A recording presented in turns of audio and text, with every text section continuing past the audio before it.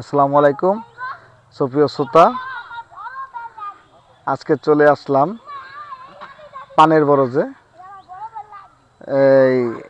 এখানে দেখেন কি সুন্দর পান হয়েছে। আসলাম আমাদের এক মামার পানের বরজটা আপনাদেরকে দেখানোর জন্য আসলাম। চলুন দেখাই।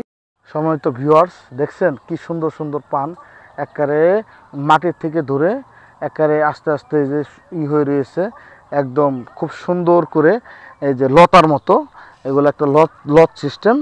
এই লতার ভিতরে জায়গায় জায়গায় পান ধরেছে, এগুলোই আবার বীজ হিসাবে আবার লাগাবে। পানগুলো খুব সুন্দর হয়েছে, দেখতে অনেক ভালো লাগে, অনেক সুন্দর হয়েছে পান।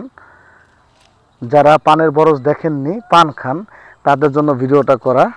দেখেন কি সুন্দর পানের বরজটা, কি সুন্দর দেখতে, কি সুন্দর লাগতেছে, একদম একদম অনেক সুন্দর লাগতেছে আমার কাছে।